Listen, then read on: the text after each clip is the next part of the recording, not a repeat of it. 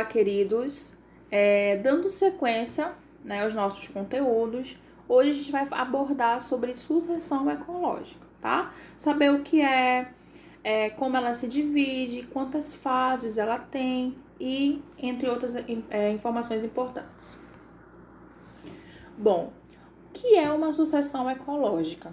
Aí na telinha de vocês estão vendo um conceito, mas eu vou tentar aqui falar com outras palavras de modo que fique muito mais claro para vocês, tá?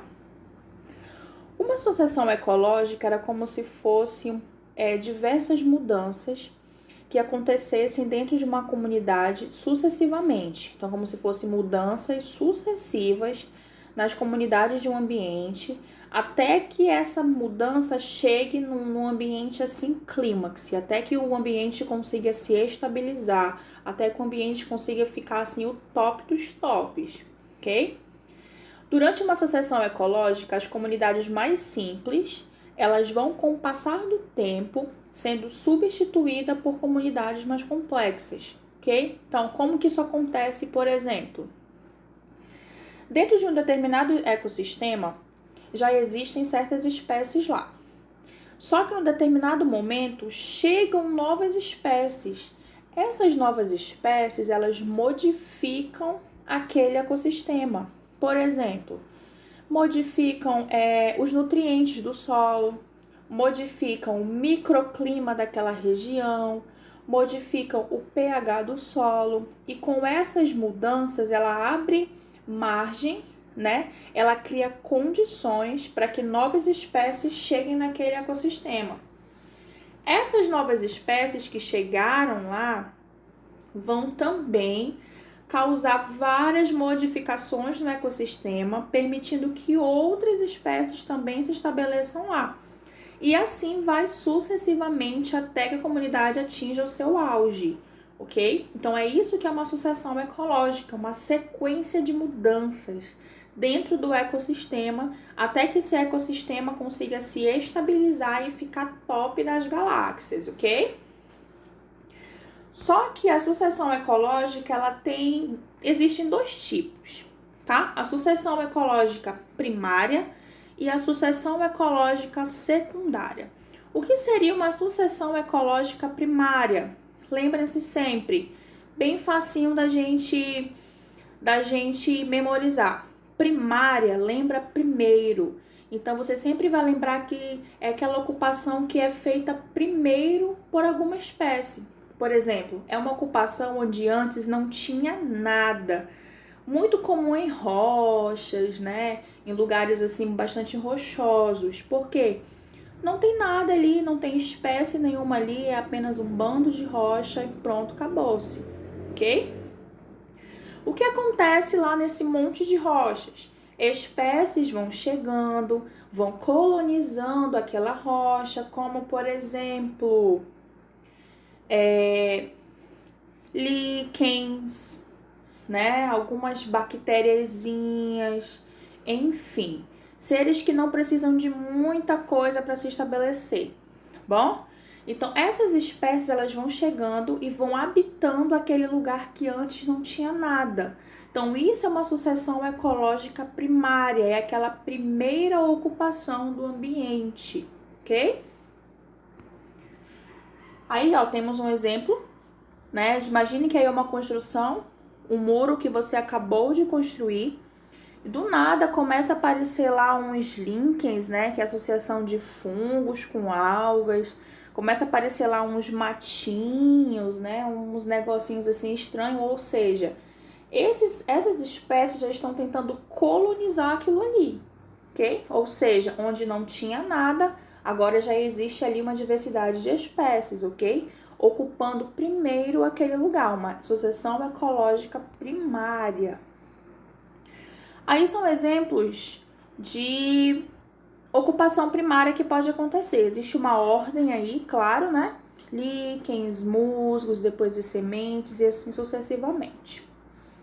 Aí mais um exemplo de sucessão primária, olha aí, ó. Eram só rochas, de repente chegaram alguns líquens, alguns musgos, foram virando ervas, depois se tornaram um arbusto, até que se tornarem grandes árvores. Então, tudo começou aonde? lá na primeira ocupação da rocha. Bom? Vamos agora ao segundo tipo de sucessão, a sucessão ecológica secundária. Então, se a primária era onde não existia nada, a secundária é aquela ocupação onde já tinha sido habitado antes. Aí o que aconteceu? Porventura, de algum efeito natural ou alguma causa do homem, houve ali um desmatamento, ou uma queimada, ou sei lá, aconteceu uma catástrofe em algum lugar. Depois que esse lugar ele se restabelece, ele está sendo ocupado pela segunda vez. Então, é uma sucessão ecológica secundária, ok? Então, sucessão ecológica primária, primeira ocupação.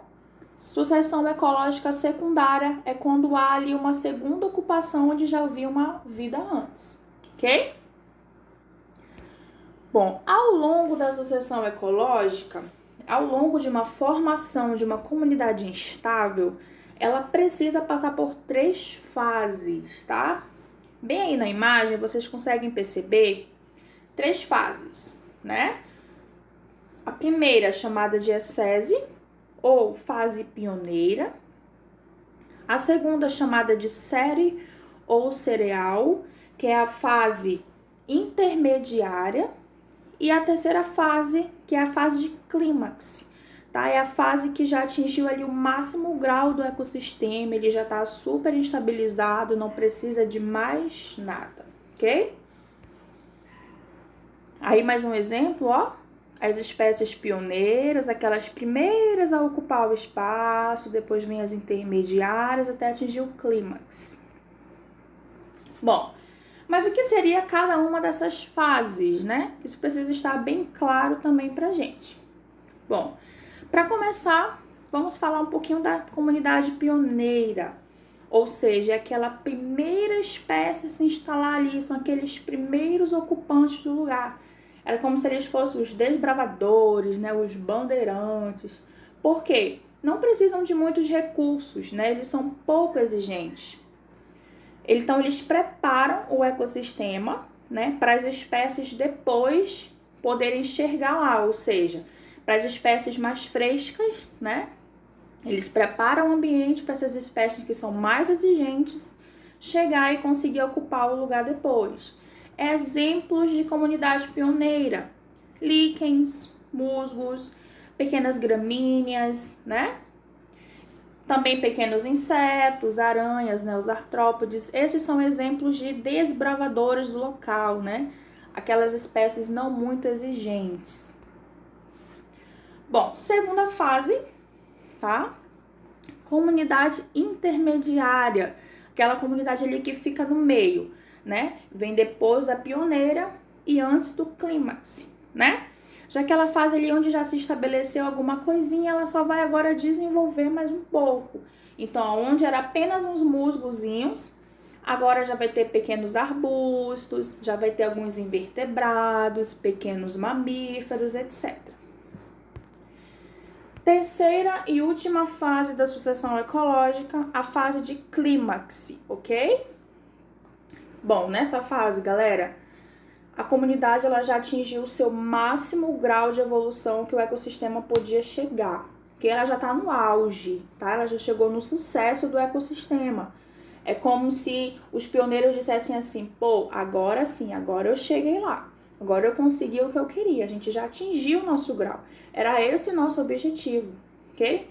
Então, quando o ecossistema ele atinge um clímax, a biodiversidade aumentou em relação ao pioneiro. Então, onde começou só com aquelas espéciezinhas que quase não precisavam de nada, eram pouco exigentes, agora o ecossistema já está top das galáxias mesmo, ok?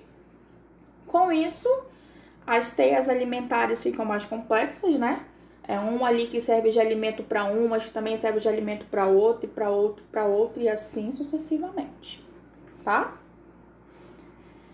Bom, para finalizar, a gente precisa tratar de um assunto bem importantezinho, né? É bem simples, mas ele é bastante importante. Vamos falar um pouquinho de produtividade. Existem 2 tipos de produtividade: a primária bruta e a primária líquida. O que seria a produtividade primária bruta trazendo assim nas nossas palavras. Era como se fosse a quantidade de alimento, a quantidade de carboidrato e o açúcar que as plantas produzem, né, por serem produtoras. Então, elas realizam a fotossíntese, captam lá a luz solar, transformam em açúcar, carboidrato e etc. Só que isso aí é a produção dela bruta, é tudo que ela produz. Só que a parte líquida é aquilo que sobra. Ou seja, então as plantas elas fazem a fotossíntese, elas absorvem lá a luz solar, transformam em isso, em aquilo e naquilo outro. Uma parte ela usa para ela, ok? A outra parte ela disponibiliza para os consumidores. Então essa é a parte líquida. A bruta é tudo que ela produz e a parte líquida é aquilo que ela produz e depois o que ela deixa para os outros produzirem. Bom? No início da sucessão ecológica tem muita disponibilidade de açúcar para as espécies chegarem. Mas, conforme a diversidade vai aumentando, a disponibilidade de alimento vai sendo reduzida, ou seja, até o ponto de ficar nula. Como assim, professora? Ficar nulo? Tudo que é produzido é consumido. Eles não têm reserva, não dá para fazer reserva, ok? E aí, quando já tá tudo prontinho, cada um já tá com seu alimento contadinho, certinho. Se a gente vai nesse ecossistema e introduz uma espécie ali, pronto, aí a gente gera um grande problema, porque já vai haver competição. Se tem mais gente e menos alimento, claro que vai gerar ali uma confusão ali, ok? Então, a produtividade é super importante para manter o equilíbrio de uma comunidade clímax. Okay? Eles precisam saber o quanto de alimento eles têm e o quanto de espécies tem ali para se beneficiar desse alimento, ok?